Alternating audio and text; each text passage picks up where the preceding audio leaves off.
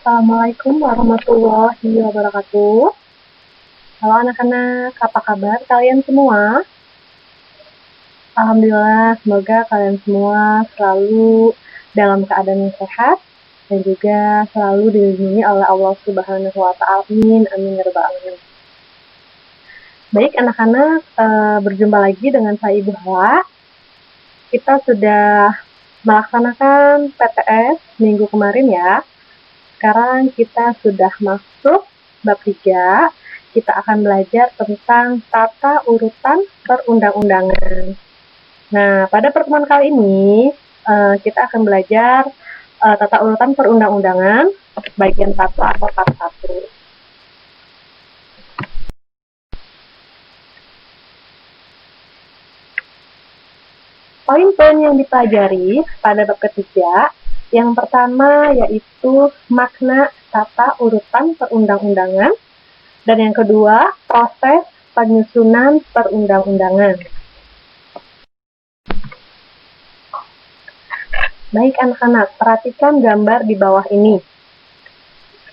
Nah, jika kalian sudah melihat gambar yang A itu ada seorang pengendara motor yang berjalan di atas trotoar ya. Nah, kemudian yang di bawahnya ada seorang bapak-bapak yang sedang buang sampah sembarangan. Kemudian di gambar yang ketiga ada seorang pedagang kaki lima ya, pedagang liar yang sedang berjualan di trotoar juga. Nah, informasi apa sih yang kamu dapat nak dari ketiga gambar tersebut? Iya, mereka melanggar peraturan. Karena apa nak? Yang pertama misalnya, seorang pengendara motor berjalan di atas trotoar. Kita ketahui semua bahwa trotoar itu kan digunakan untuk pejalan kaki ya nak? Iya, kita berjalan di atas trotoar. Jadi pedagang maupun sepeda motor itu tidak boleh berjualan dan juga lewat di situ. Kemudian bapak-bapak yang di bawah juga tidak boleh buang sampah sembarangan. Oke, jadi dari ketiga gambar ini itu ada hubungannya dengan perundang-undangan pada bab ketiga ini ya. Oke, selanjutnya kita harus tahu dulu sebetulnya apa sih peraturan perundang-undangan itu. Nah, peraturan perundang-undangan artinya peraturan perundang-undangan yang berlaku memiliki hierarki atau tingkatan-tingkatan ya. Peraturan yang satu memiliki kedudukan yang lebih tinggi dibandingkan dengan peraturan yang lain. Jadi ada tingkatan-tingkatannya. Misal yang tertinggi itu tata urutannya apa tuh? Oke, Undang-Undang Dasar 1945. Di bawahnya ada apa lagi nanti kita bahas di slide selanjutnya. Oke, kemudian di sini ada prinsip-prinsip peraturan perundang-undangan ya. Ini Ibu singkat, ada 4. Sebetulnya di buku paket itu lebih lengkap ya nak. Ada 7 prinsip peraturan perundang-undangan pada halaman 57. Namun Ibu singkat saja. Oke, prinsip-prinsip peraturan perundang-undangan yang pertama, dasar hukum perundang-undangan selalu peraturan perundang-undangan. Yang kedua, hanya peraturan perundang-undangan tertentu saja yang dapat dijadikan landasan yuridis. Jadi tidak semua peraturan ya nak, tidak semua peraturan itu dijadikan landasan yuridis. Dilihat dulu peraturannya itu seperti apa gitu. Yang ketiga, peraturan perundang-undangan yang masih berlaku hanya dapat dihapus, dicabut, atau diubah oleh peraturan perundang-undangan baru yang sederajat ataupun yang lebih tinggi. Ya, kemudian yang keempat, peraturan perundang-undangan yang baru mengesampingkan peraturan perundang-undangan yang lama. Atau disebut juga di buku paket itu adalah lex posteriori derogat lege priori. Itu ada di halaman 57 ya. Kemudian ada lagi di bawahnya, lex superiori derogat lege priori, itu artinya peraturan perundang-undangan yang bersifat lebih tinggi mengesampingkan peraturan perundang-undangan yang lebih rendah. Nah, kemudian ada lagi lex specialis, derogat, lege generalis. Artinya, peraturan perundang-undangan yang bersifat khusus mengesampingkan peraturan perundang-undangan yang bersifat umum. Itu adalah prinsip-prinsip perundang-undangan. Oke, selanjutnya di sini ada asas-asas dalam pembentukan perundang-undangan. Ada 7 asas menurut Undang-Undang Pasal 5. Yang pertama, kejelasan tujuan. Kejelasan tujuan maksudnya apa, Nak? Nah, setiap pembentukan perundangan itu harus mempunyai tujuan yang jelas yang ingin dicapai, ya. Itu maksud dari kejelasan tujuan. Kemudian yang kedua, kelembagaan. Maksudnya adalah setiap jenis peraturan perundang-undangan harus dibuat oleh lembaga negara, ya. Kelembagaan berarti dibuat oleh lembaga negara atau pejabat pembentuk peraturan perundang-undangan yang berwenang, ya. Jadi paham ya untuk kelembagaan. Kemudian yang ketiga, kesesuaian. Artinya apa kesesuaian? Dalam pembentukan peraturan perundang-undangan harus benar-benar memperhatikan materi muatan yang tepat dan sesuai dengan jenis peraturan perundang-undangan. Itu arti dari kesesuaian. Selanjutnya yang keempat, asasnya adalah dapat dilaksanakan. Artinya, setiap pembentukan peraturan perundang-undangan harus dapat dilaksanakan dengan memperhitungkan efektivitas dari peraturan perundang-undangan tersebut. Dan yang kelima, kedayagunaan dan kehasilgunaan. Apa artinya? Nah, maksudnya setiap peraturan perundang-undangan dibuat karena memang benar-benar dibutuhkan. Sehingga apa? Guna. Sehingga memberikan daya guna dan juga hasil guna. Itu adalah maksud dari kedayagunaan dan juga kehasilgunaan. Dan yang keenam, kejelasan rumusan. Nah, maksudnya setiap peraturan perundang-undangan harus memenuhi persyaratan teknis penyusunan perundang-undangan, kemudian sistematika, dan juga pilihan kata atau istilah, ya. Dan dimengerti sehingga rumusan dalam pelaksanaannya itu jelas, ya. Itu maksud dari kejelasan rumusan. Dan yang terakhir adalah keterbukaan. Maksudnya, pembentukan peraturan perundang-undangan mulai dari perencanaan, kemudian penyusunan, pembahasan, pengesahan maupun penetapan itu harus bersifat transparan. Artinya apa transparan? Artinya terbuka. Ya, dengan demikian semua masyarakat itu punya kesempatan untuk memberikan masukan ya dalam membuat peraturan tersebut. Paham, Anak? Itu adalah asas-asas dalam pembentukan peraturan perundang-undangan. Oke, selanjutnya di sini ada tabel ya, tata urutan perundang-undangan dari tahun ke tahun ya. Kemudian sekarang kita pakai yang mana nih? Oke, kita bahas dulu satu persatu. Nah, yang pertama, tabel yang pertama ini TAP MPR nomor 20 MPRS tahun 1966. Kedudukan yang tertinggi itu sama semua ya, Nak, dari tahun ke tahun. Ya, kedudukan tertinggi adalah UUD 45. Kemudian yang kedua ada ketetapan MPR. Yang ketiga ada UU atau Perpu. UU ini artinya undang-undang, Perpu adalah peraturan pengganti undang-undang ya, peraturan pemerintah pengganti undang-undang. Kemudian PP artinya peraturan pemerintah. Kemudian yang kelima Kepres, keputusan presiden. Dan yang keenam ada peraturan atau pelaksana lainnya. Ada peraturan menteri dan juga instruksi menteri. Ini adalah tata urutan pada tahun 1966. Kemudian yang kedua pada tahun 2000. Nah, pada tahun 2000 ini kedudukan yang tertinggi masih sama, UUD 45. Di nomor keduanya ada TAP MPR, kemudian ada undang-undang, kemudian di bawahnya ada Perpu, selanjutnya ada peraturan pemerintah, kemudian keputusan presiden, dan yang terakhir adalah peraturan daerah. Itu adalah tata urutan tahun 2000 ya. Selanjutnya tahun 2004, Undang-Undang Nomor 10 tahun 2004. Kedudukan yang tertinggi masih sama. Yang kedua adalah UU atau Perpu, dan yang ketiga peraturan pemerintah. Yang keempat peraturan presiden, dan yang kelima adalah peraturan daerah.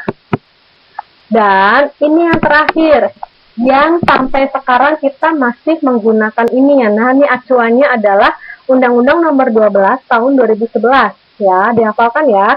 Undang-Undang Nomor 12 tahun 2011. Ada 7 tingkatan-tingkatan tata urutan perundang-undangan. Ya. Yang pertama ada UUD 45.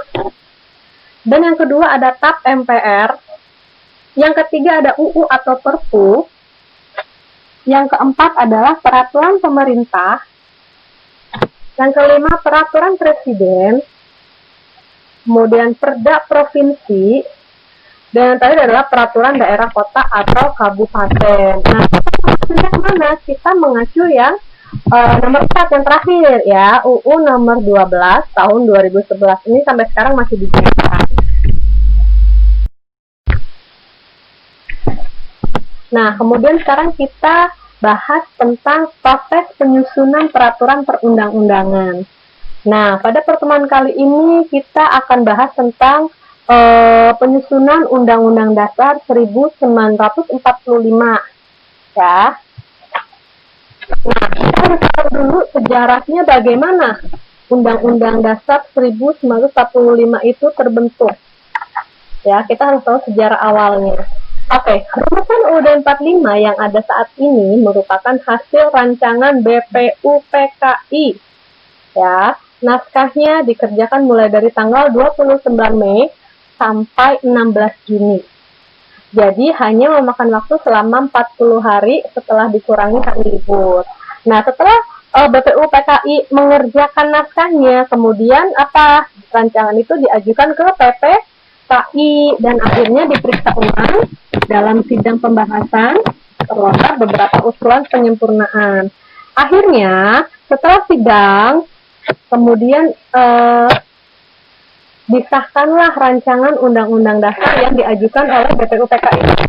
Ya. Nah, kemudian prosesnya seperti apa perumusan UUD ini? Oke, di awal kan tadi tanggal 13 Juli, itu kita sudah melakukan sidang ya, BPUPKI merancang Undang-Undang Dasar, kemudian dibahas dengan panitia kecil yang bertugas merancang isi UUD itu apa aja isinya. Kemudian besok paginya tanggal 14 Juli 1945, sidang pleno BPUPKI menerima laporan panitia perancang UUD yang di dalamnya terdapat 3 masalah pokok. Yang pertama, pernyataan Indonesia Merdeka. Yang kedua, pembukaan UUD. Dan yang terakhir adalah batang tubuh Undang-Undang Dasar. Ini adalah proses perumusan Undang-Undang Dasar ya. Oke, mudah-mudahan dapat dipahami.